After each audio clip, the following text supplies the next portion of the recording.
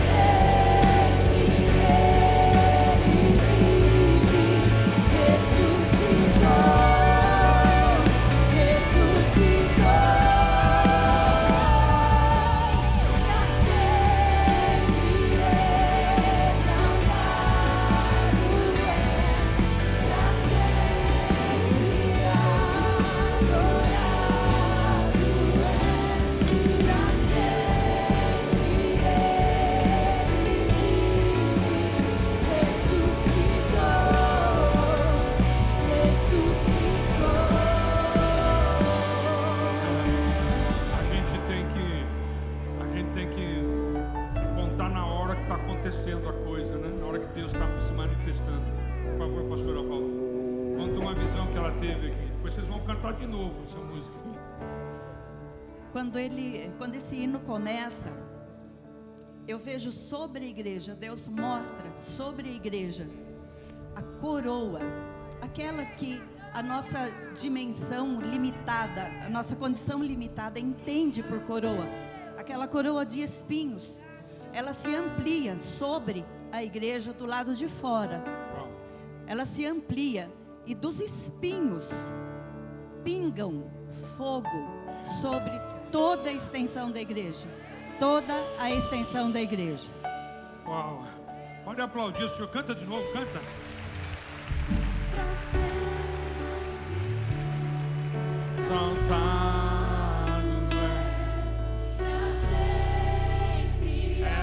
Aleluia!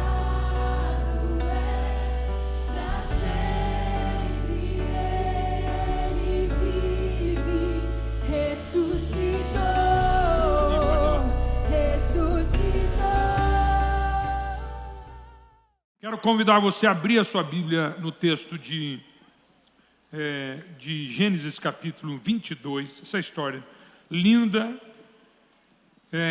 incansável de ouvir essa história, incansável de pregar nessa história, é coisa maravilhosa, uma história que nos inspira, ela não está aqui à toa, tem muitos ensinamentos, eu já preguei vários sermões baseados na história de Abraão, nesse momento da história de Abraão. Então vem comigo nesse texto, 22 de 1 a 12. Depois dessas coisas, pôs Deus Abraão à prova e lhe disse: Abraão, este lhe respondeu: eis-me aqui. Acrescentou Deus: toma o teu filho, teu único filho, Isaque, a quem amas, e vai-te à terra de Moriá e oferece-o ali em holocausto, sobre um dos montes que eu te mostrarei. Levantou-se, pois, Abraão de madrugada e, tendo preparado o seu jumento, tomou consigo 2 dos seus servos e a Isaque, seu filho, rachou linha para o holocausto e foi para o lugar que Deus lhe havia indicado. Ao terceiro dia, erguendo Abraão os olhos, viu o lugar de longe. Então disse a seus servos: esperai aqui com o jumento, e eu e o rapaz iremos até lá, e havendo adorado, voltaremos para junto de vós. Tomou Abraão a lenha do holocausto e a colocou sobre Isaque, seu filho. Ele, porém, levava nas mãos o fogo e o cutelo. Assim caminhavam ambos juntos, quando Isaque disse a Abraão, seu pai: meu pai, respondeu Abraão, eis-me aqui, meu filho.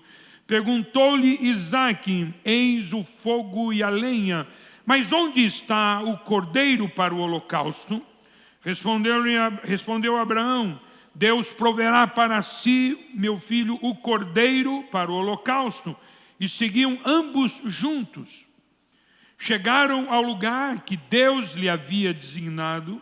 Ali edificou Abraão um altar, sobre ele dispôs a lenha, amarrou Isaque, seu filho, e o deitou no altar em cima da lenha. E estendendo a mão, tomou o cutelo para imolar o filho. Mas do céu lhe bradou o anjo do Senhor: Abraão, Abraão. E ele respondeu pela terceira vez: eis-me aqui. Você percebe que uma das características de Abraão é a disponibilidade. Ele disse: eis-me aqui, quando Deus o chamou. Ele disse: eis-me aqui, meu filho, quando o filho o chamou.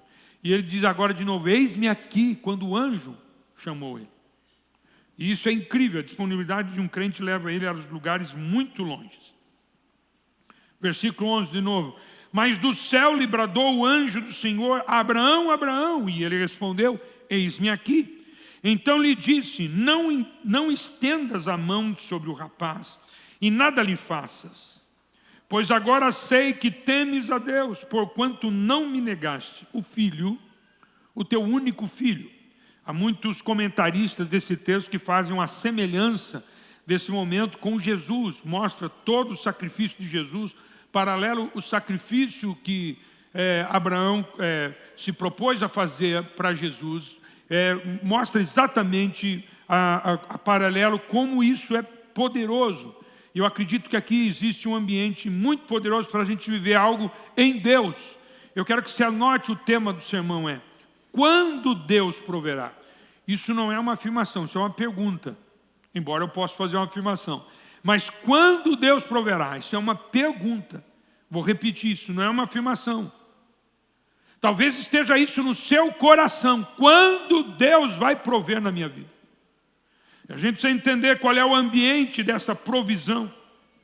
É muito importante nós vivemos, irmãos, de forma poderosa, intensa, as experiências com Deus. Eu, como tem bastante gente aqui, quero só lembrar você, né, nós usamos a arca como um elemento de aguçar a nossa fé. Ele não é, nós não somos judaizantes, nós não pegamos elementos judaicos e aplicamos na nossa igreja, não. Apenas nós vivemos a experiência, nós trazemos a experiência que eles viveram para nós. Nós pegamos aquilo que ensinou. Qual era o ensino da arca naquela época? Qual era o ensino? O ensino era a presença de Deus, aquele povo não tinha noção de Deus. Então Deus fez um objeto apenas para eles entenderem. Tanto que diz a história que Deus falava entre os querubins. Não é? Então isso é apenas para dizer, o que nós vamos fazer é para Deus. Não é? Aquele que vai prover na nossa vida também é Deus. Não é? E nós fazemos o nosso sacrifício para Deus. Então não é um elemento igual da arca. Na verdade a arca foi recolhida. Diz em Apocalipse que ela está diante do trono de Deus. Não é? Ninguém consegue achar. Há muitas pessoas fazendo aí uma caminhada, né? Uma pesquisa, uma busca, tentando achar a arca da aliança, a arca do pacto, a arca da conquista. Eles estão tentando achar, porque a arca era um elemento de guerra. Se você ler a história, é um elemento de guerra. Em todas as batalhas, quando a arca apareceu, eles levantavam a arca e Deus dava a vitória. Porque eles precisam entender que era Deus, não era o elemento da arca, mas Deus estava ensinando eles sobre a presença de Deus. Por isso que a arca, todo elemento que alguém desenhe que vai falar que é Deus, se Deus não falar ali, não é Deus. Tanto que Deus falava entre os querubins, Deus falava com o sacerdote e transmitia a mensagem para o povo de Deus. Tem alguém entendendo aí? Então eu quero que você viva essa experiência intensa com Deus.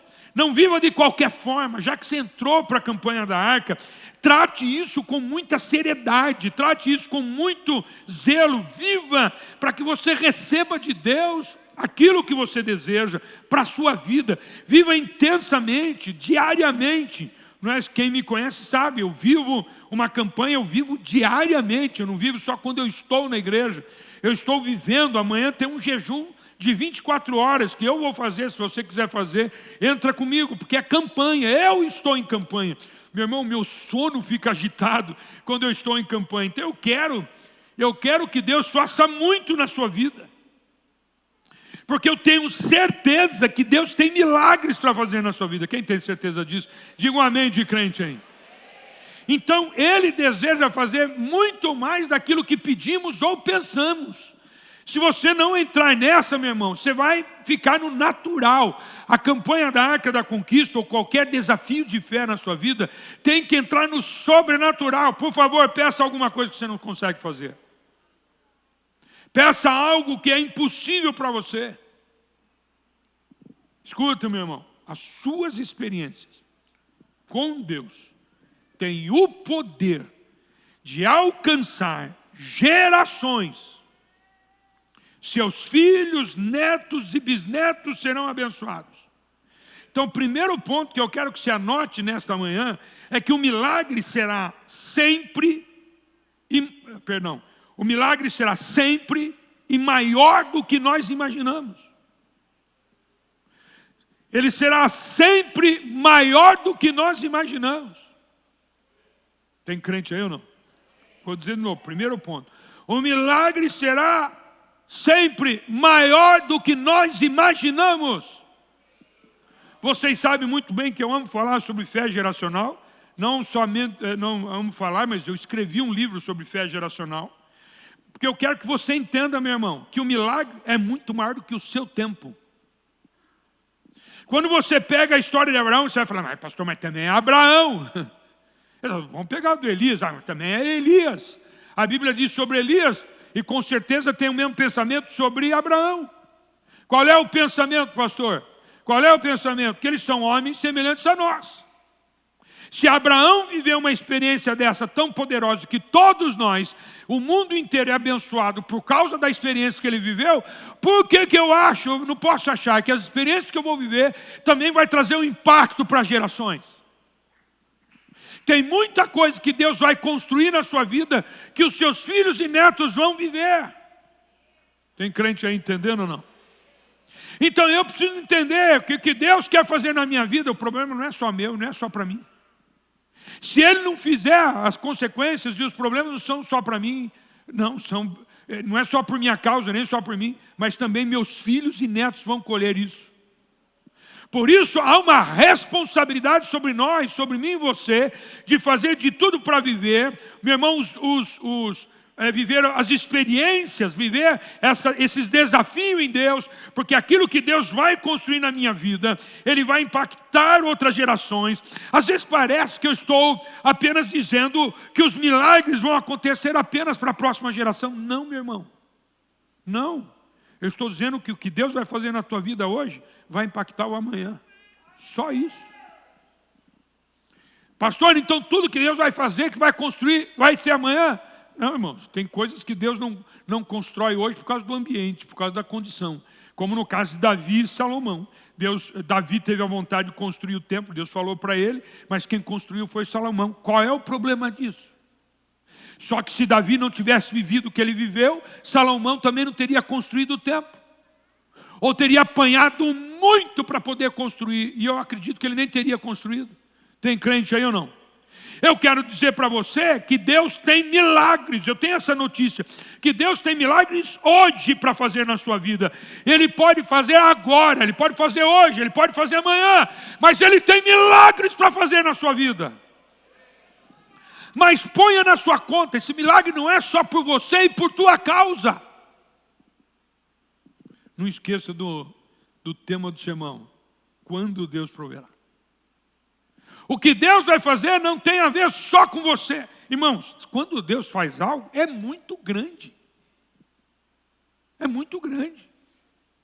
Quando Deus fez algo na vida de Abraão, foi muito grande. Ele concluiu o que ele prometeu. O que ele prometeu? Que daria um filho para ele. E deu um filho aos 100 anos. Lá no capítulo 21, você vai ver o nascimento de Isaac. Capítulo 21 de Gênesis. Nasce Isaac. Nasceu Isaac, que legal, nasceu Isaac, Deus prometeu que ele falou que ele me daria um filho, mas estava encerrado no nascimento do filho? Lógico que não. Lógico que não. Tem gente que pica a história, não faça isso, não pica a história. Tem gente que diz assim, a história de Abraão, depois a história de Moisés, depois a história de Davi, depois de Josué, depois a de Davi, depois de Salomão, depois dos profetas, depois, não. É uma história só. Nós estamos participando de uma história só. Que começou lá em Gênesis, no plano de salvação. E depois veio para Abraão, seu pai de multidões de nações. Para nascer uma nação cristã. Uma nação que ama a Deus. E que faz a diferença, é uma história só. Ouça, meu irmão, Deus tem muito mais para fazer através desse milagre que você julga pequeno. É como a semente de mostarda. Lança, cresce, produz frutos, uma árvore grande, e muitas pessoas são abençoadas. Para de ser, o problema nosso é que a gente é assim muito limitado no tempo, nas coisas. Não é? O cristianismo convida a gente para ver coisas sobrenaturais, muito além de nós. A gente é doido, irmãos. A gente é doido. A gente fala que vai para o céu toda hora. Não é? Você anda pelo meio da rua dizendo assim, eu estou indo para o céu, estou vivendo essa vidinha aqui, mas é tudo doido. É exatamente isso, você tem que pensar algo sobrenatural, muito maior do que você. Tem crente aí, irmãos? Mas eu tenho algo para dizer em segundo lugar. O milagre é maior do que nós imaginamos. Mas o segundo é, o milagre muda a sua vida. Anota isso, irmãos. Talvez você não esteja entendendo o que eu estou dizendo, mas deixa eu falar um negócio para você. Escuta aqui. O milagre tem que mudar a sua vida. Não tem que mudar a sua condição. Tem gente que está pensando na condição. Qual é a condição? Não tinha emprego, agora eu tenho. Eu não tinha uma casa, agora eu tenho. Eu não tinha dinheiro, agora eu tenho. Eu não tinha saúde, agora eu tenho. Isso é condição. Mudar a vida é outra história. Mudar a vida é outra coisa. Tem que mudar a tua vida. O que é mudar a tua vida? Mudar conceitos. Não é? Forjar o caráter. Mudar práticas que não agradam a Deus. Colocar outras coisas, né, na tua vida que vão agradar a Deus. Isso é mudar a vida. Então escuta, o milagre que Deus vai derramar sobre a sua vida, Ele tem que mudar a sua vida. Você concorda comigo que passamos pelo processo da santificação aqui? Concorda comigo? Talvez você não esteja entendendo, mas vou repetir. O milagre tem que mudar a sua vida. É um caminho que temos que passar. É inevitável. Eu não estou dizendo que vai ser fácil. Muito longe disso. Se for fácil, todo mundo anda. Todo mundo passa. Mas quem falou que mudar a nossa vida é fácil? A Bíblia diz em Salmos que nós fomos gerados em pecado. A nossa natureza é pecaminosa, ou seja, a nossa natureza aponta na direção oposta de Deus. A nossa natureza não vai na direção de Deus, vai oposta a Deus. Você acha que é fácil de mudar a nossa natureza e ir na direção de Deus? Chama batalha. E todos nós estamos nessa guerra. Então, acima do milagre, Deus quer ver você e eu crescendo em Deus. Nos aproximando de Deus. Tem crente para me ouvir aí? Quer ver como é verdade? Abra comigo, capítulo 17 de Gênesis. No seu primeiro versículo. Você vai lembrar de Josué 3,5, você vai lembrar. Olha só o que diz assim, ó.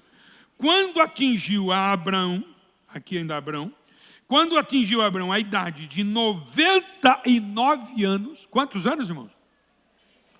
Então, ok. Com quantos anos ele teve um filho? Com quantos anos ele teve um filho? 100 anos. Quanto tempo faltava para ele ter um filho? 1 ano. Você precisa entender isso aqui. Quando atingiu Abraão a idade de 99 anos, apareceu-lhe o Senhor e disse-lhe: Eu sou o Deus Todo-Poderoso. Anda na minha presença e sê perfeito. Não parece semelhante a Josué quando estava à beira do Jordão, para atravessar o Jordão e ir na terra prometida e conquistar a terra prometida? O que Deus disse para ele? Espera aí, diga para o povo: santificai-vos, porque amanhã o Senhor fará maravilhas no meio de vós. O que Deus estava dizendo para Abraão? Abraão, se santifique, porque amanhã você vai ver a maravilha que eu te prometi. Anota isso, meu irmão. Tudo que Deus prometeu, Ele tem poder para cumprir, Ele quer cumprir. O que falta é: anda na minha presença e ser perfeito. O que falta é a santificação. Anda na minha presença e ser perfeito. Isso é muito importante. Anda na minha presença e ser perfeito. É a mudança de vida, é a transformação nesse andar com Deus. Quem anda com Deus é confrontado por Ele para mudar a sua vida. Deus quer mudar a sua vida. O milagre que Ele quer fazer na sua vida é uma ferramenta poderosa para transformar a sua vida. Para mudar você, para dizer quem você é. Até acontecer um milagre, escuta, Deus vai provar a sua vida para que haja transformação consistente em você. Talvez alguém diga assim: pastor, mas não vem milagre, porque a primeira coisa que Deus quer fazer é mudar a sua vida para vir um milagre. Por quê, pastor? Porque você vai jogar o milagre fora. O ser humano joga fora tudo que ganhou. Isso é estatística americana, pelo menos. 75% das pessoas que ganharam milhões de dólares naqueles jogos de aposta, eles perderam em 2 anos. A maioria deles, 75%, perdeu tudo em 2 anos. Por quê? Porque as pessoas não estão preparadas. Agora, você imagina, milhões de dólares não é nada perto da bênção que Deus vai derramar sobre a sua vida. Porque milhões de dólares se acabam em pouco tempo, como acabou em 2 anos para muitas pessoas. Mas o que Deus derrama na nossa vida fica para gerações. Ele derrama em nós. Se você não mudar a sua vida, você vai desprezar, você não vai entender, você não vai ter luz do Espírito Santo para entender o que Deus está fazendo. Até acontecer um milagre, Deus vai provar você para que haja uma transformação consistente na sua vida. Nós não é um movimento de pessoas, nós não somos religiosos, nós somos corpo de Cristo, nós somos povo de Deus. E nós precisamos passar por essas mudanças, por essa transformação. A grande diferença em relação ao capítulo 15, se você volta, eu não vou ler o capítulo 15, mas você volta quando Deus anima Abraão para ele acreditar na promessa que Deus daria um filho para ele. Ele diz: sai dessa tenda, sai de lá, olha as estrelas dos céus, vê se você consegue contá-las, assim será a tua descendência. Qual é a diferença entre o capítulo 15 e o capítulo 17? O capítulo 15 ele estava um pouco distante do seu milagre, mas ainda o capítulo 17, ele dá uma obrigação sobre Abraão, ele derrama uma obrigação sobre a vida dele, uma obrigação: anda na minha presença e ser perfeito. Então deixa eu falar para você, há um Deus sobre a tua vida que tem todo o poder para fazer milagres na sua vida.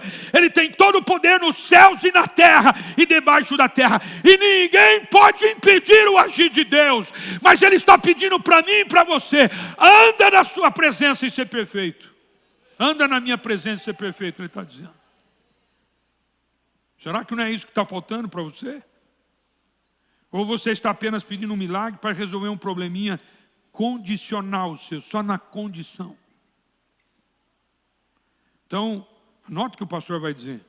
Se esse milagre na tua vida não vai trazer glória para Deus, descarta. Tira da tua lista. Se esse milagre que você está pedindo tanto para Deus não vai dar glória para Deus, ele não vai ser glorificado, alguém não vai ser abençoado, não vai impactar a tua vida, que você vai mudar a sua vida, pessoas vão ser abençoadas por causa daquilo, descarta. Descarta. Faz um pedido que vai glorificar a Deus. Pensa na consequência daquele milagre. Pensa o que vai acontecer com você na consequência desse milagre. Quais são as vitórias? Quais são os ambientes que vão ser criados em você, não é? E na tua casa, a começar da tua família, a começar de dentro de casa. O que vai acontecer dentro da tua família? Quais são as coisas que vão operar dentro da tua família? Senão, irmãos, você não vai aguentar o processo, porque o processo de andar na presença dele e ser perfeito é um processo doloroso. Porque está mudando aquela tendência que você tem para ir longe de Deus. E vai forjar você para ir na direção de Deus em tudo. A Bíblia diz isso, meus, em tudo, e tudo que fizer, seja com palavras ou ações, fazer em nome do Senhor Jesus Cristo, dando graças a Deus Pai. Filipenses 3,17, está dito isso, ou seja, para que eu ande na direção dele, meu trabalho vai ser para a glória de Deus, a minha família vai ser para a glória de Deus, a minha casa vai ser para a glória de Deus, se eu tiver dinheiro vai ser para a glória de Deus, todo o ambiente meu vai criar uma condição para que o nome do Senhor Jesus seja glorificado, e mais ainda, eu vou trabalhar para que outras pessoas sejam abençoadas. Tem um Deus poderoso que quer agir na tua vida e através da tua vida. Na verdade, Ele não só quer, Ele escolheu se manifestar assim. Então vem comigo nesse raciocínio, que o milagre vai ser muito maior do que você imagina. Vem comigo. Só presta atenção. Deus não age nessa terra sem você. Sério, pastor? Sério, Ele escolheu isso. Escolheu usar eu e você para manifestação de Deus nessa terra. Para manifestação de Deus. Vou contar uma historinha que aconteceu comigo terça-feira passada. O meu irmão Clésio, o pastor Clésio, foi fazer uma viagem para Belize, um país extremamente pobre, onde a filha dele, o genro e o neto estão fazendo obra missionária. Então ele fez um monte de mala, um monte de coisas para levar para Belize, porque ele vai trabalhar num projeto missionário lá também, e vai dar o curso cronológico lá, então ele vai trabalhar. E ele fez 9 malas grandes. Pensa em mala. Pagou um monte de coisa, pagou a mais mala, peso, tudo mais. Levando aquelas malas, não tinha carro para levar. Então eu peguei a Kangoo. Você sabe o que é Kangoo, né? É um utilitário com uma cabine atrás. Eu peguei a Kangoo, que num dia antes o Benal, que toma conta aqui da manutenção, ele fez a revisão da Kangoo. E eu peguei a Kangoo, estava lavadinha, limpinha, revisada. Peguei a Kangoo, coloquei 9 malas lá dentro. E eu e o meu irmão Klaus está aí? Está ali, ó. Ele é testemunha. Eu e o Klaus estavam no carro, indo Belo e Formoso, conversando, rindo, falando de Deus. E o Clésio passou pela casa da Lili, todo o plano de Deus. A Lili esqueceu o cartão de crédito na casa dela, então ele precisou passar com o carro à parte lá na casa dela para pegar o cartão de crédito. E eu estou na Marginal de Pinheiros, estou na Marginal Tietê, e eu estou na pista central, e depois tem a pista lateral. Estão me acompanhando? Pista central e pista lateral. Eu estou aqui na pista central, de repente eu vi um barulho. Tó! Achei que tinha passado com o carro em algum lugar, em cima de alguma coisa. Daqui a pouco uma fumaceira no motor do carro. Aí um caminhoneiro passou e falou assim, falei, meu Deus, está pegando fogo. Sai daqui, Klaus. Aí eu saí também, aquela fumaça, eu não sabia de onde vinha a fumaça. Não sabia nem como abrir aquele capô. Sabia. Achei para abrir o capô, abri o capô. E a tampa do reservatório de água saiu de lá, explodiu. E a água toda saiu do reservatório. Não é? E passou um outro caminhão e falou assim, você vai precisar de água. Deu um galão de água assim para a gente, uns 3, 5 litros de água. E aí eu falei, Cláudio, bota água nesse negócio. E eu ligo para o Benal falou assim, pastor, só não põe água. Se o senhor pôr água agora vai trincar o motor. Falei, já pus. Falei, já foi. E eu estava lá assim, no meio dos caminhões passando, um monte de, nossa, aquele trânsito, ainda bem que o trânsito estava lento, estava muito congestionado. E aquele monte de caminhão, carros passando à nossa volta, e eu procurando a tampa para cá e para lá. Falei, não acho a tampa. Tinha um lugar de descanso, um pouquinho para frente. Falei, vou tirar meu carro aqui, né, daqui.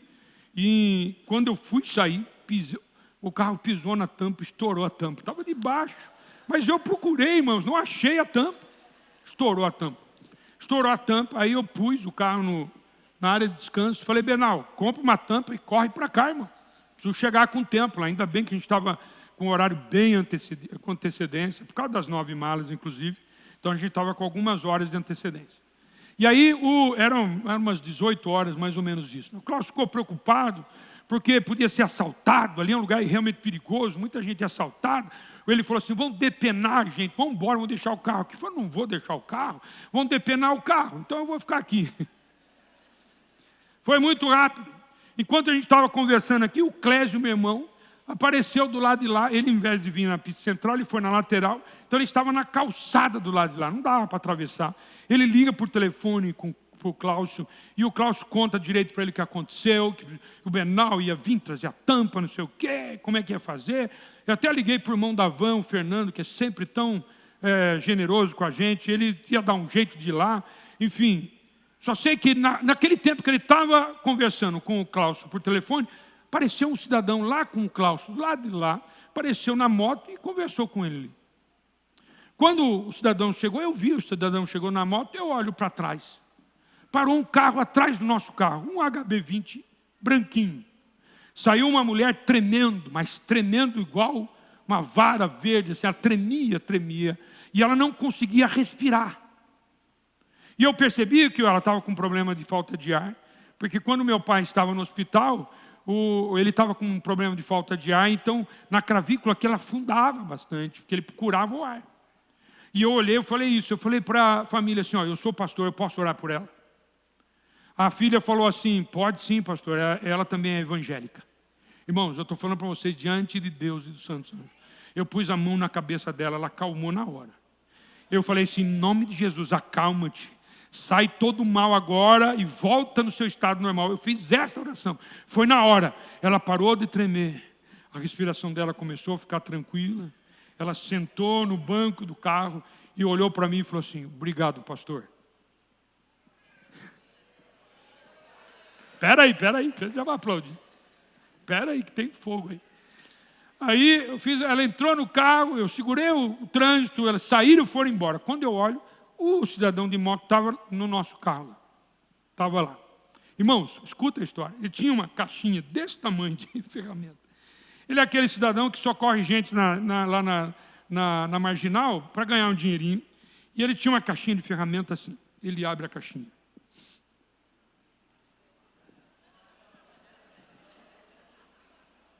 Tinha uma tampa. Uma tampa original da Cangu. Pera aí. E ele pegou aquela tampa, ele disse assim, eu comprei essa tampa há 6 meses atrás. Há 6 meses atrás eu comprei essa tampa. Ele tirou o ar, facinho, botou a tampa, peguei o carro e fui embora. Deus me parou naquele dia, daquele jeito. Você tem que entender que Deus prepara o teu milagre muito antes de você pedir. Espera aí. Deus começou a preparar esse milagre há 6 meses atrás, quando ele comprou. Tem mais ainda, ele vive ali na Marginal. Então toda Cangu que passava lá, ele tirava o cidadão do caminho, porque aquela tampa não poderia faltar para mim. Deus trabalhou um milagre 6 meses antes de chegar. E mais ainda, porque Deus queria que uma mulher fosse abençoada, uma serva dele. Ele falou assim, uma serva minha vai passar mal no meio da Marginal. Eu preciso que tenha um homem de Deus lá para orar por ele. Então ele para o meu carro, mas 6 meses antes, ele prepara a tampa para socorrer o meu carro. E eu fui lá, orei por aquela mulher, e aquela, eita glória, para que aquilo acontecesse. Para que aquilo acontecesse. Quem foi glorificado foi Ele. Ele é glorificado. Ele foi glorificado. Embora não entendendo nada de mecânica, Deus cuidou até do motor, porque não estourou o motor. Fui embora e voltei embora, tranquilo com o carro. Você acha que Deus trabalha com você? Há muito tempo. Porque o desejo dele de fazer um milagre na tua vida é muito maior do que o seu. Na verdade, Deus pensou nas suas necessidades antes mesmo de elas se manifestarem na sua vida. Tem crente aí, dá um glória a Deus. Eita glória. Oh, glória a Deus.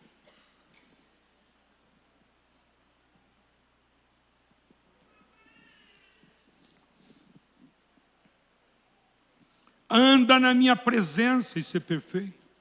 Quando Deus fala isso, a gente lembra de Enoque, Gênesis capítulo 5, versículo 24, quando Enoque, diz a Bíblia assim, andou Enoque com Deus e já não era, porque Deus o tomou para si. A gente poderia pegar essa história de Enoque e falar tranquilamente com você. Deus te quer para Ele. Enoque foi arrebatado. Você sabe por que Enoque foi arrebatado? Quem sabe por que Enoque foi arrebatado? Ele foi arrebatado porque o propósito de vida que Deus tinha para ele já tinha sido cumprido. Aí ele andava com Deus e Deus o tomou para si de forma literal. Mas Deus quer cada um de nós para si, para vivermos o propósito de Deus nessa terra. Enoque andou com Deus. Deus faz coisas grandes com pessoas que andam com Ele. E se tornam perfeitos por andar com Ele, porque andar com Ele, nós somos confrontados. Nós temos a história de Noé, também no capítulo 6, versículo 9, que diz assim, eis a história de Noé. Noé era homem justo e íntegro entre os seus contemporâneos. Noé andava com Deus. A obra que Deus fez através de Noé foi incrível, foi tão poderosa, que impactou gerações. Ele não salvou apenas a sua família, mas ele salvou a história que Deus queria construir.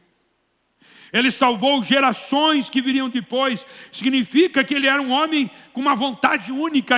Noé tinha uma vontade única, a vontade de servir ao Senhor, e ele era um homem íntegro.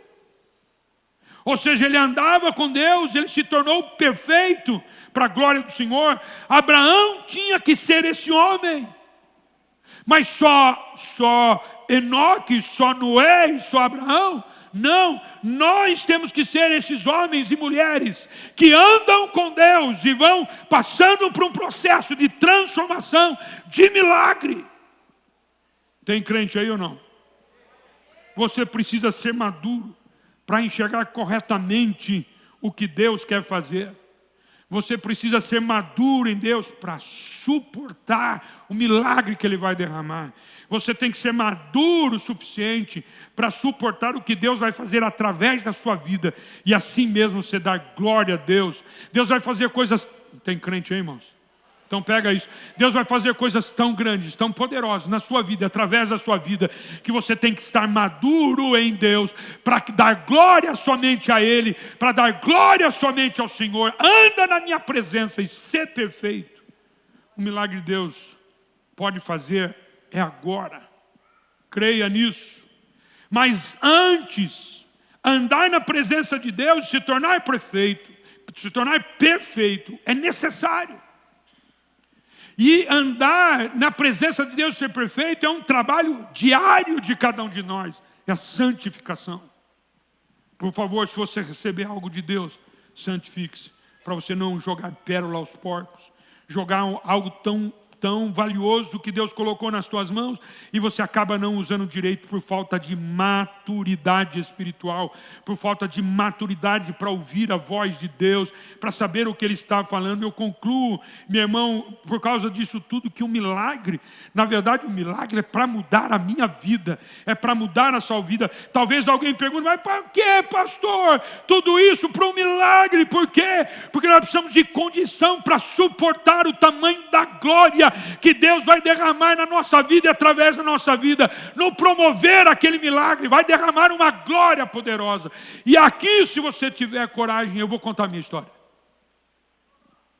Aliás, se eu tiver coragem, eu quero que você entenda a minha história. Deus me deu o sonho da campanha da Arca da Conquista em 2006. Está escrita nas redes sociais da igreja, tem lá a história. Você pode ler a história, a maioria de vocês conhece a história da campanha. Eu e a minha esposa abrimos uma empresa em 2001, chamada Kebar Marketing. O objetivo daquela empresa era a empresa para distribuir os livros do pastor Jorge. Nós começamos com isso. No mesmo ano, apareceu a oportunidade de a gente distribuir CDs de uma companhia americana, Integrity Music, a maior companhia americana de distribuição de CDs. Não é? Era muito grande aquela empresa. Nós abrimos a empresa e no 2002 a gente começou a distribuir. Em 2002 eu fui para Miami, Estados Unidos, para receber o primeiro prêmio. Olha, abri em 2001, em 2002 eu recebi o primeiro prêmio. O prêmio da melhor distribuidora do Brasil. Incrível, né? Em 2003 eu recebi em Miami de novo, melhor distribuidora da América do Sul. Em 2004, eu recebi o prêmio da melhor distribuidora da América Latina. Em 2005, eu recebi o prêmio de melhor distribuidora do mundo. Eu tenho os CDs, eu tenho os troféus, eu tenho as placas todas, estão aqui comigo, aqui na igreja. As placas, devia ter trazido, né?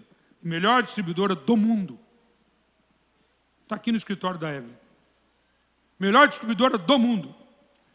Com muita coisa, crescendo muito. Recebi muitas ofertas em Miami. Imagina, eu recebendo todos esses prêmios. Então as empresas vinham até a gente, distribui o nosso. Até a Thomas Nelson, que não tinha no Brasil.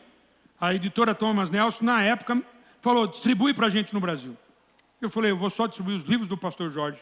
E esses CDs que eu gosto muito, quem trouxe a Hillsong para o Brasil, não é no material, foi a Kebar Marketing, foi a empresa da minha esposa. Nós ganhamos muito dinheiro. Não é? Eu tinha uma casa boa, grande, construída antes da empresa, mas eu tinha uma casa, outra muito boa, onde nós fizemos nosso escritório. Então eu tinha 2 casas, tinha um apartamento, tudo quitado. Eu tinha 3 carros, 0 quilômetro dentro da garagem. Um bom estoque, uma boa quantia de dinheiro no banco. Quando começou a 2006, nasceu a campanha Arca da Conquista. Pensa num homem fervoroso. Aquele ano eu dei uma oferta enorme na igreja. Fervoroso, sim. Foi uma oferta aí de... você não vai escandalizar, 100 mil reais. E foi fervoroso, incendiador. Deixa eu fazer uma pergunta. Alguém já me viu desanimado em campanha da Arca da Conquista aqui ou não? Como é que vocês me viam aqui na campanha da Arca? Estriquinado. O que mais? Sempre muito animado, porque essa é a verdade. Só que no final de 2006, novembro de 2006, a empresa lá americana traiu a gente. Traiu a gente. E a gente foi perdendo tudo. Foi perdendo. Nós, sob a orientação de Deus, e a pastora Valda sabe disso também, eu fui escolhendo alguns materiais sobre a orientação de Deus. Pastor, Deus errou? Não, Deus nunca erra. Deus acerta. E eu fui escolhendo alguns materiais de outras empresas, irmãos, com a habilidade que a gente tinha, o conhecimento que a gente tinha já naquela época, não deu certo um material. Para você ter ideia, em 2006 eu gastei 350 mil reais num stand em São Paulo para a nossa empresa. Imagine em 2006 o que é hoje 350 mil reais. Nós fomos perdendo, e eu anotei isso, nós fomos perdendo 50 mil reais todos os meses. Mesmo assim, perdendo, a gente ofertava alto na casa de Deus, não ofertava baixo. A gente ofertava alto. Fazia oferta abundante sempre, o melhor que nós precisávamos. E a gente foi perdendo 2007, 2008, 2009, 2010, 2011, 2012. Nós perdemos todos esses anos. Eu perdi a casa que eu morava, eu perdi a casa que eu construí, eu perdi o apartamento, perdi os carros quitados e fomos morar de aluguel. Você nem imaginava que o seu pastor tinha passado por isso. Ninguém nem imaginava, né? Mas eu vou declarar para você, eu não estaria no lugar que eu estou hoje se Deus não tivesse me forjado dessa maneira. Eu fui forjado pela fé. Porque Deus podia dar o sonho para o pastor Maurício, que é um santo homem de Deus. Podia dar para o pastor Roberto, que é um homem incrível de Deus também. Santo também. Ele podia ter dado para eles, eu vou provar meu servo numa área que ele vai ministrar. Então eu vou... É isso que Deus queria. Me provar na área que eu vou ministrar. A minha família é hoje, forjada hoje, por causa disso, porque minhas filhas, pode perguntar para elas, as minhas filhas não viram o pai nem a mãe reclamarem em momento algum. Nós chegamos para Deus e reclamamos com Deus. Nós só avançamos na fé, nós continuamos na fé. Nós continuamos acreditando no que Deus faz e continuamos acreditando no que Deus faz. Deus é incrível, Ele faz coisas poderosas para forjar alguém, para viver para a obra dEle. Eu não estaria no lugar que eu estou hoje se eu não tivesse passado por isso. Deus me forjou na fé. Eu declaro para você, irmãos, eu não tenho o direito de retroceder na minha fé por aquilo que eu vivi. Porque eu tenho algo para te dizer. Eu perdi tudo, mas não perdi Deus. E Deus sustentou eu e minha casa todo esse tempo. Sustentou eu e minha família todo esse tempo.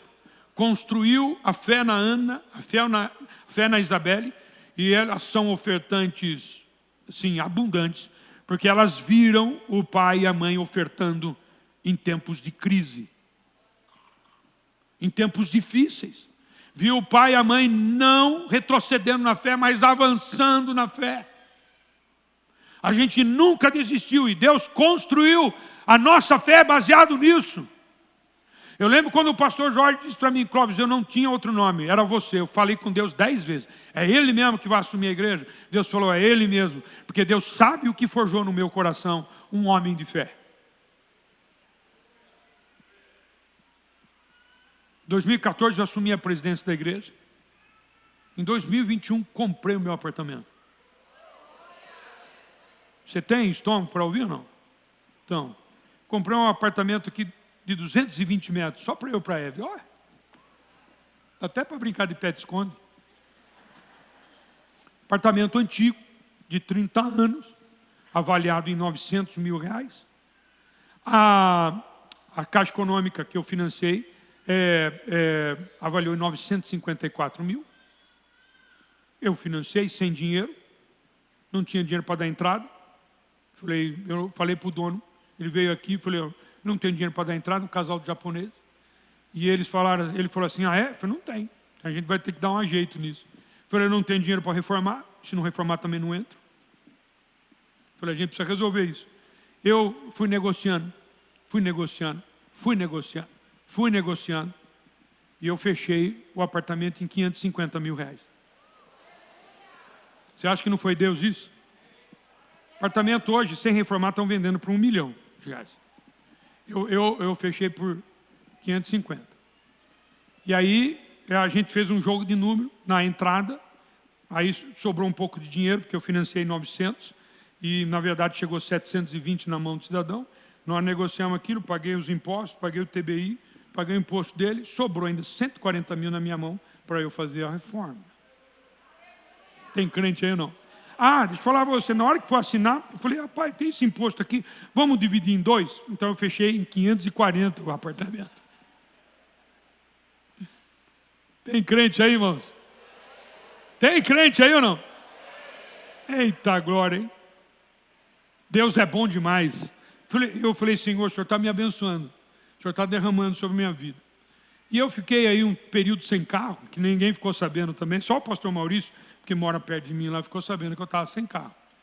E eu estava sem carro porque eu tinha um carro por causa da reforma e tem outras coisas para pagar da reforma. Falei, preciso vender esse carro. Vendi o carro, que era financiado. Sobrou um pouquinho de dinheiro, paguei o que tinha que pagar, fiquei sem carro. Falei, a gente mora aqui pertinho, no centro, tem mercado, tem farmácia, tem a igreja. Se eu precisar, meus genros me levam, o Torres me leva, os evangelistas me levam para fazer visita. Não preciso do carro agora. Ficamos novembro, dezembro, janeiro, fevereiro, março, abril, maio, junho, julho, em agosto. Ficamos 10 meses sem carro. Lindo, né? Foi lindo, eu andei bastante. Você lembra que eu contei a história que eu andei de ônibus? É isso aí. O seu pastor estava feliz da vida. Mas aí o pastor Maurício achou que deveria, reuniu alguns irmãos, não é que me deram um carro. Me deram um carro, um Renegade. Olha que chique, eu estou andando de Renegade 2020. Você acha que foi isso? O quê? Foi Deus. Foi Deus, irmãos. Não foi homem. Foi Deus. Os que fizeram vão ser abençoados. Mas foi Deus que fez isso. Alguém pode dar uma salva de palmas para Jesus por causa disso?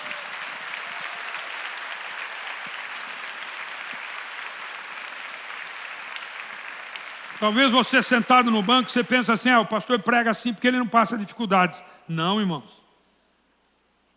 O pastor não fica doente. Não, irmãos. O pastor não tem dores aí. Não tem. Acabou de morrer meu pai. É uma dor enorme. Pastor precisa ser provado na fé. Então escute, quanto maior o que Deus fizer na tua vida, maior vai ser a prova para que Ele mude quem você é. Para que Ele acerte quem você é. Eu não poderia estar no lugar onde eu estou se eu não fosse forjado na fé. Então escute, ninguém é obrigado. Ninguém é forçado ou induzido para fazer a sua oferta, seja em dinheiro, seja em dons, seja em tempo, seja em serviços. Ninguém é forçado a servir na igreja. Ninguém é forçado a dar o seu tempo para Deus, não. Mas Deus realiza para quem é disponível para atender o seu chamado, atender o chamado de Deus. Escuta o que eu vou dizer, Deus não grita, Ele sussurra. Porque Ele não força, nem por força, nem por violência, mas pelo meu espírito, diz a palavra de Deus. Ele quer trabalhar com você, se você deseja viver isso. Ele prova a nossa fé para nos fortalecer, para aumentar, meu irmão, diga aleluia, o nosso crescimento e nunca a nossa reprovação. Você não está passando o que você está passando para te reprovar, para te deprimir, para te humilhar. Deus, aleluia, quer te engrandecer. Meu irmão, eu perdi tudo, mas não perdi a minha dignidade. E muito menos a minha fé com Deus, muito menos a presença de Deus na minha vida. Na minha casa, a gente ria, a gente se celebrava, a gente cantava louvores dentro de casa no meio daquela turbulência toda. Porque Deus prova a nossa fé para nos fortalecer, para aumentar a nossa fé, para o nosso crescimento e nunca para a nossa reprovação. A oferta sempre deve ser a melhor, porque isso prova. Isso traz desafios e prova. Às vezes pode dar medo, frio na barriga. Você não acha que dava em mim, na época que eu estava perdendo, eu fazia uma oferta grande. mas pode aparecer o frio na barriga. Faz parte do contexto todo. O medo não pode te parar. Ele não pode te impedir. Se você crê que esse Deus é todo poderoso e pode fazer abundante mais de tudo que pedimos ou pensamos. Porque é necessário a obediência. Se tem uma coisa necessária, é a obediência. Pois a obediência é o reflexo da nossa confiança em Deus, em quem Ele é. Você grita, Deus pode ressuscitar mortos, mas não pode te ajudar nesse problema seu. Você canta toda hora que Deus criou o universo, as estrelas, mas você não consegue acreditar naquilo que Ele pode fazer na sua vida. Se Deus fez com que Jesus descesse à terra, Jesus, como Deus, resolveu descer à terra, se fez gente para te salvar, Ele não pode te dar essa coisa que você está pedindo, uma casa, um trabalho, um carro, uma vida profissional próspera. Você acha que Ele não pode fazer isso na sua vida? Lógico que Ele pode. Mas escuta a frase, tudo que Deus fizer na tua vida tem propósito. Tudo que você vive na tua vida tem propósito de Deus. Ele disse lá no versículo 12, mas agora sei que me temes. Deus não disse isso quando ele pediu para sair da terra dele, dos pais.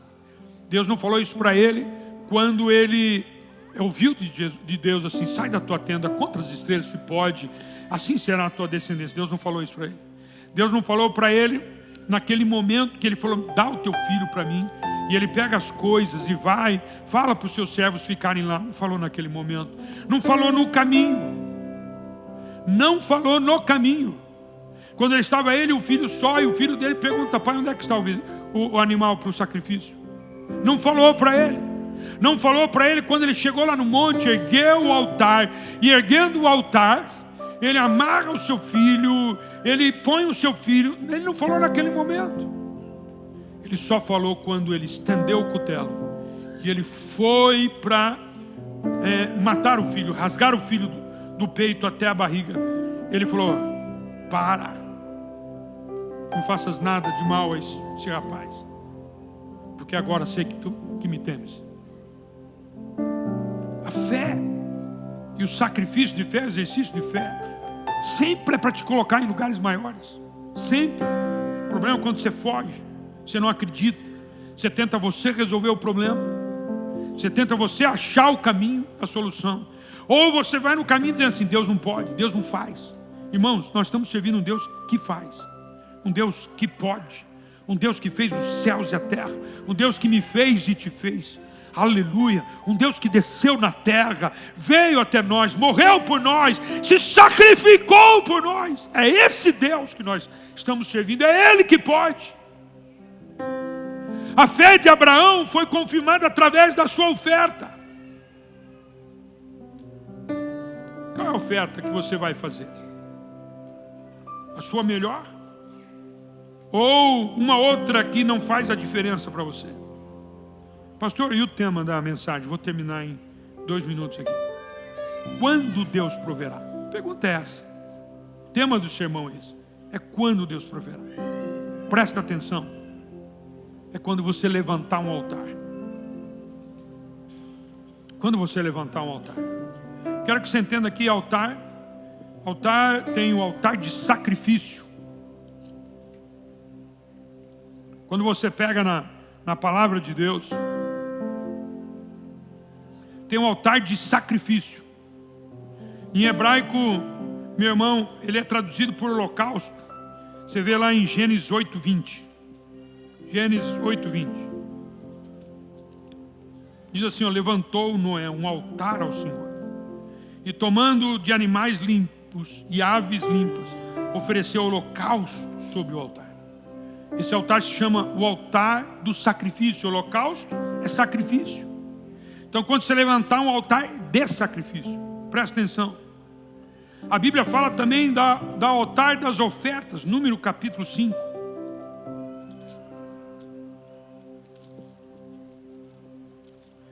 Números capítulo 5, versículos 26. Números 5, 26. Tomaram um punhado de oferta de manjares, da oferta memorativa, e sobre o altar queimarás. Isso aqui é o altar de oferta. Se você vai lá em Mateus capítulo 5, tem também Mateus capítulo 5. Eu leio com você, Mateus 5, versículos 23 e 24. 5, 23, Mateus 5, 23 e 24. Deixa eu ver se eu estou em Mateus 5. 23 e 24. Se, pois, ao trazeres ao altar a tua oferta, ali te lembrarás que teu irmão tem alguma coisa contra ti, deixa perante o altar a tua oferta, vai primeiro reconciliar-te com teu irmão, e então, voltando, faze a tua oferta. O teu altar tem que ser de sacrifício, tem que ser de oferta, e para terminar, tem que ser de adoração. Abre comigo em Lucas capítulo 11. Capítulo 1, perdão. Lucas 1. Versículo 11. Que diz assim, ó. E eis que lhe apareceu um anjo do Senhor, em pé à direita, o altar de incenso. Quando a gente fala o altar de incenso, nós estamos falando de adoração. O incenso na Bíblia, no Novo Testamento, é algo que sobe à presença de Deus. E o que é que sobe à presença de Deus? A adoração. Então, quando é que Deus proverá? Quando você levantar o altar, que tem sacrifício, que tem oferta, mas que tem adoração. Porque você declara quem Deus é. Quer ver em Apocalipse 11:1? Apocalipse é 11:1. Apocalipse 11:1. Fique em pé, por favor. Foi-me dado um caniço semelhante a uma vara. E também me foi dito, dispõe-te e mede o santuário de Deus, o seu altar, e os que naquele adoram. Adoram é um altar de adoração. 16:7 de Apocalipse. Ouvi do altar que se dizia: certamente o Senhor, Deus Todo-Poderoso, verdadeiros e justos são os teus juízos. Ou seja, é um altar de adoração. Quando você fala quem esse Deus é, poderoso, verdadeiro e justo, são os seus caminhos, você está dizendo de adoração. Então, em que circunstância aparece o Jeová Jireh? Enquanto eu estou maduro para levantar esse altar, que vai ter sacrifício. Não existe cristianismo sem sacrifício. Quando você vê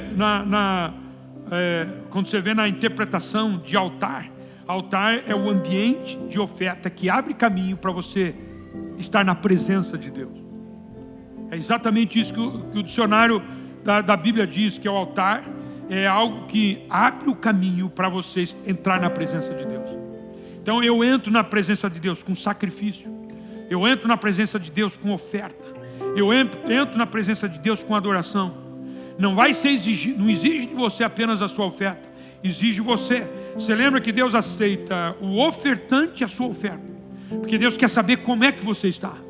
Tem muita gente que chega na presença de Deus e ele não chega com o coração. Deus, a Bíblia diz que Deus não aceita a sua oferta. Pastor, mas eu estou mal. Se achegue, venha, caminhe na direção dele, para você viver o melhor em Deus, para você colher aquilo que você deseja colher de Deus, para que Ele faça na sua vida e através da sua vida. Irmãos, vamos viver essa campanha de forma poderosa. Vamos viver ela intensamente. Já que é para entrar, vamos entrar de fato e de verdade. Vamos passar pelo processo, vamos viver aquilo que Deus tem para nós. Vocês vão ver coisas extraordinárias. E o que Deus vai fazer na casa de Deus e através da casa de Deus, por esta razão, vai ser algo poderoso. Nós vamos chegar a lugares muito longe. Tem crente aí? Tem crente aí, irmãos? Se tem crente aí, dá uma salva de palmas para Jesus. Vocês me perdoem o horário, teve batismo, mas deixa eu orar por você, eu preciso orar por você. Se alguém sentir vontade de sair do seu lugar, vir aqui na frente, sai do seu lugar, vem para cá. Quero orar por sua vida. Quero que você viva algo em Deus. Viva uma experiência em Deus. Viva algo no Senhor, que o Senhor fale com você, que Ele ministre no seu coração. Vem para cá. Eita glória, aleluia. Deixa eu fazer uma pergunta. Quem não pegou o kit da campanha da Arca? Levante a mão. Quem não pegou? Então vem para cá também, eu vou entregar para você. Você vem para cá também, eu vou entregar para você. Quero saber quem quer viver algo sobrenatural em Deus. Quem quer? Acho que todo mundo quer, né? Todos nós queremos, com certeza. Vem cá, coloca-se diante do Senhor. Viva algo poderoso. Fale com o Senhor agora, fala com Ele. Quem vai receber o kit também vem para cá. As pessoas que estão com o kit, vem aqui. Vem aqui para mim. Aleluia. Marli, dá a volta, vem aqui em cima também. Com o kit, nós vamos entregar o kit. Oh, glória a Deus, glória a Deus. Tem crente aí, irmãos? Tem crente aí? Eita glória, está vendo um avivamento? Tem uma coroa de espinhos derramando fogo sobre esse lugar. Aleluia, pega, meu irmão, pega desse fogo, pega dessa bênção. Isso é um sinal de bênção de Deus sobre nós nesta manhã, aleluia. Que essa coroa fique daqui até o dia 8 e 9 da semana que vem, aleluia. Onde nós vamos oferecer o nosso melhor ao Senhor. Nós vamos colocar nossa oferta de amor ao Senhor, a nossa oferta de sacrifício ao Senhor, de adoração ao Senhor, aleluia. Levante as suas mãos, deixa o seu pastor orar e abençoar você.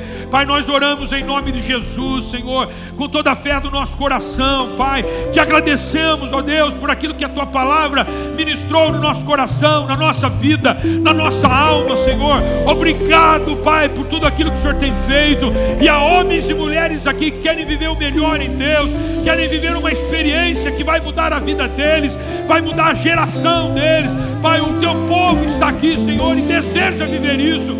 Quem está aqui, quem está pela internet, a nossa igreja em Campo Limpo, a nossa igreja em Itupeva, a nossa igreja em Itatiba, Pai, nós oramos por eles, Senhor, e abençoamos, Senhor, para que o Teu povo viva o melhor, e o Senhor faça, Deus, tudo aquilo que tem prometido sobre esta casa, tudo que o Senhor tem prometido sobre esse ministério, Pai, que é fogo sobre toras, que as suas tendas se expandiriam, chegariam na Europa, chegariam em outros países, Senhor, é uma promessa sobre a casa de Deus, e esta geração quer viver isso, Pai, e empoderar a próxima geração para que viva muito mais ainda, Senhor. Nós abençoamos com toda sorte de bênção, Pai bendito. Olha para o coração desse irmão, olha para o coração desta irmã, veja o que ele deseja viver, é para a Tua glória, Senhor.